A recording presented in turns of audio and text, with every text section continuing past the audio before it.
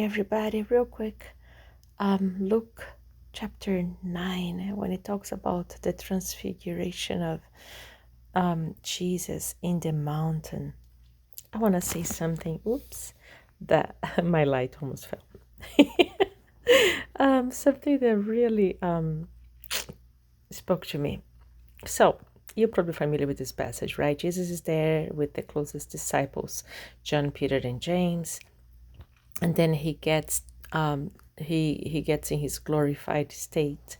Moses shows up, Elijah shows up, talk to him and all that. And when Peter sees the whole thing, he's amazed, right?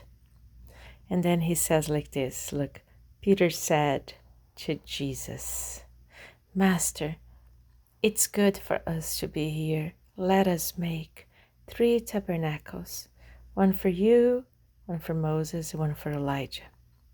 And then while he was saying this, a cloud came, overshadowed them, and they were fearful as they entered the cloud, and a voice came out of the cloud saying, This is my beloved son, hear him. All right, so what I want to highlight here for us is this. Peter saw what happened to Jesus, and it provoked such a hunger in his heart that he desired for the presence of God, so much so that he says, let us create a tabernacle for you, for Moses, and for Elijah. Meaning, tabernacle is a place that, a tent, right? For them to sleep, to stay, to abide, to dwell.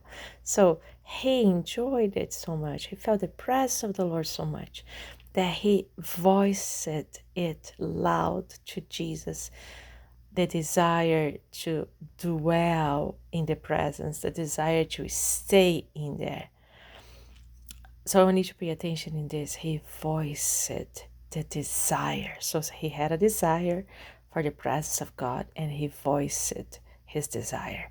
Next thing that happens, a cloud literally comes. Look, as he was saying, verse 34, while he was saying this, a cloud came and overshadowed them. This cloud is the presence of God, the glory cloud. And who speaks? A voice comes in out of the cloud and says, This is my beloved son. Hear him. So the Father speaks. So it's just so cool to me that the hunger, the desire of Peter, and the fact that he voiced it, he put a voice, he made a sound, he spoke his desire of hunger. That triggered the Father's voice. It triggers the cloud to come, the very presence that he was desiring. And the very voice of the Father now is speaking to them, telling them about Jesus.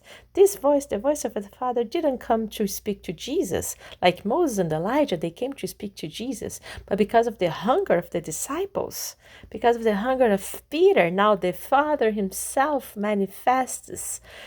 He speaks with a loud voice and talks to them about the Son. So, my friend, I want to encourage you, your hunger for the things of God can do so much.